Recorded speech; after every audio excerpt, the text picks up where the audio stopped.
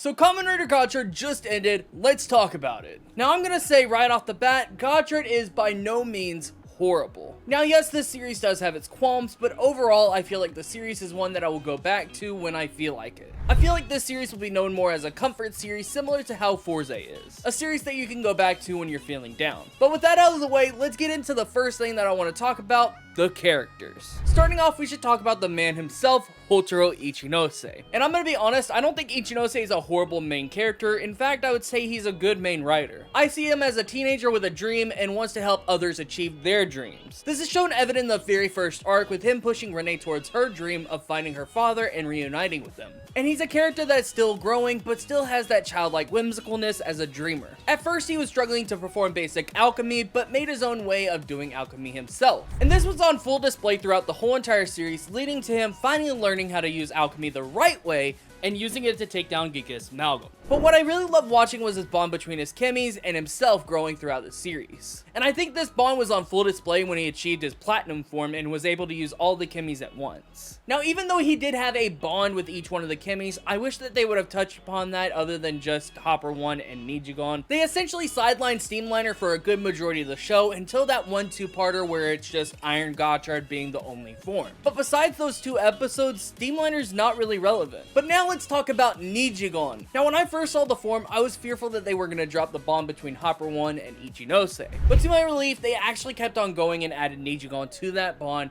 with Nijigon bringing Hopper 1 back to life. And his ability to summon other rider forms with the chemies being all together really emphasized the bond between all 101 chemies. But on the topic of Nijigon, we had to bring up 2 of the best Gotchard episodes, being 37 and 38, aka Rainbow Gotchard's debut. Now of course there were tonal shifts before, but this was a major tonal shift for Gotchard, with Ichinose finally falling to his worst and essentially becoming Amalgam. Now obviously all of this happened because Hopper 1 died, and it absolutely broke Ichinose. But it took Nijigon saying, "Why don't you stay here in this fake world? The outside world is terrible and bad," for Ichinose to say that he will push on towards a better tomorrow and achieve his gacha and bring back his friends. Now Ichinose essentially achieved his gacha with the creation of this new world, but now they have to see if this planet is actually suitable for life.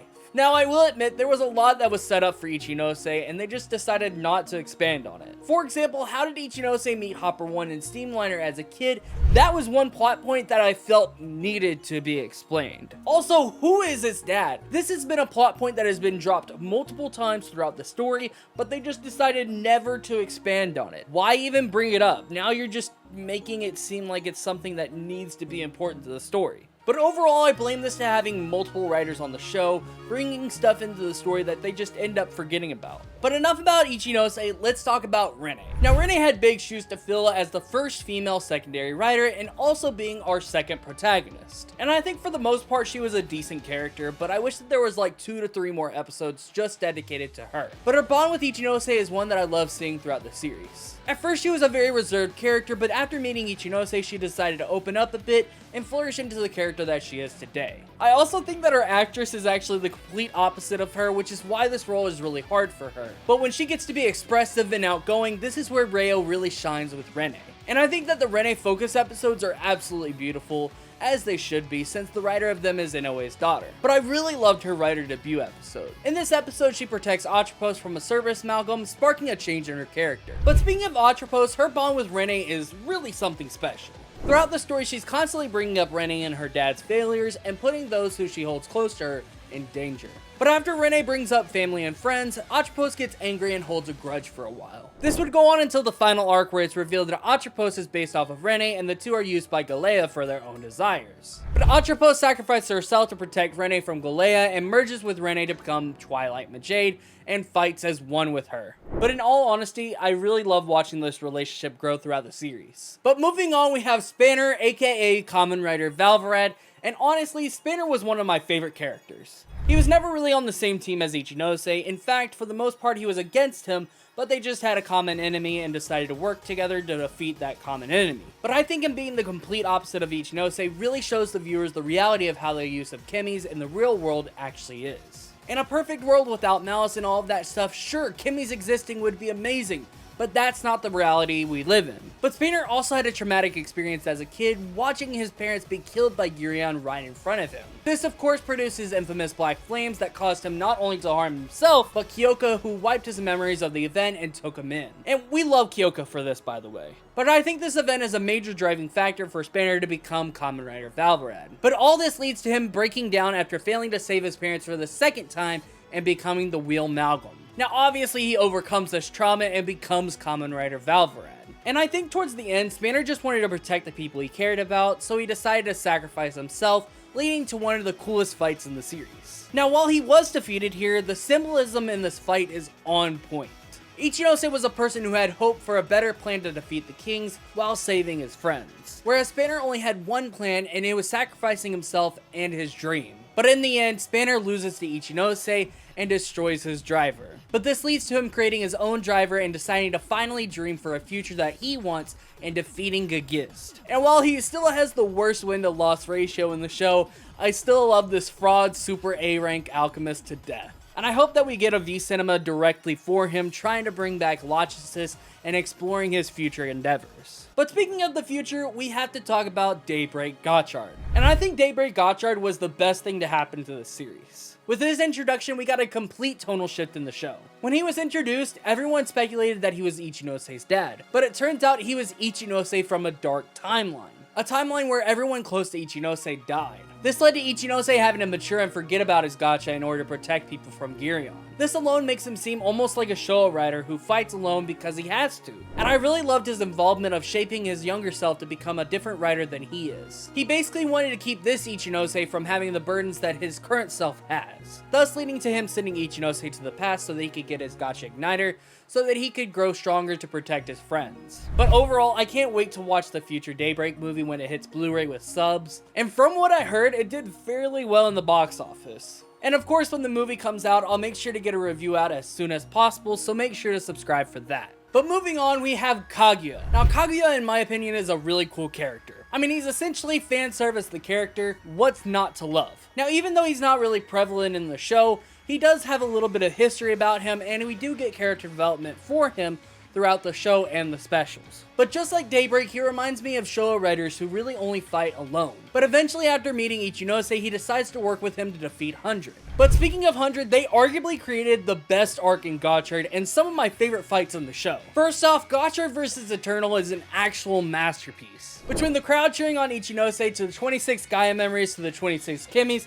there is no reason this fight shouldn't be on people's top 5 Gotchard fights. And every time I watch this fight, I actually break down into tears. The symbolism in this one fight is amazing, and then the gacha at the very end, you can just feel the energy in that one. But also we have all the times that Ichinose teamed up with Kaguya to take on Arc and the Arc Malgam, using both 0-2 and then all of the ZO forms, leading to some of the best finishers in the series. And honestly, I hope that we get a V-Cinema based around Kaguya and his world, and possibly all the Reiwa riders showing up with Decade due to his past with him. Which, minor spoilers for the movie, we do actually see Decade show up and meet Kaguya in the movie. Now we got to talk about Sabii Maru. Sabii was one of the characters I didn't know how to feel about until we got to the Dread episode, and wow, they nailed it here. I really love that Ichinose was actually having PTSD from having to stop Sabii, and was afraid that if he fought him again, he'd kill him. Now obviously Sabii got saved and all of that, but this was a major turning point for Gotchard.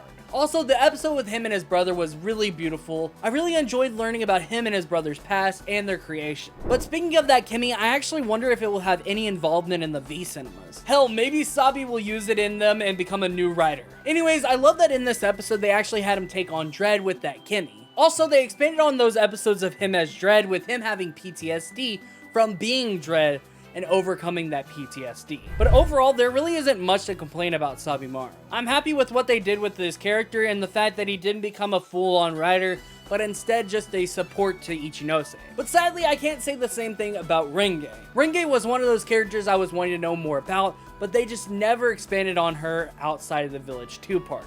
And to be honest, that was more focused on the Ninetales Chemy. But I did enjoy learning about her past with her grandmother, and also she had that super badass scene that I wish we could have seen her do in future episodes with her bringing it back for the final fight. But moving on, we have Minato. And Minato was a great mentor figure with a tragic past of his own. And I mean, watching your entire class be slaughtered would definitely fuck anybody up. But due to this, he felt like he couldn't beat Giurion, and nor could his students. So instead, he decided to join Giurion.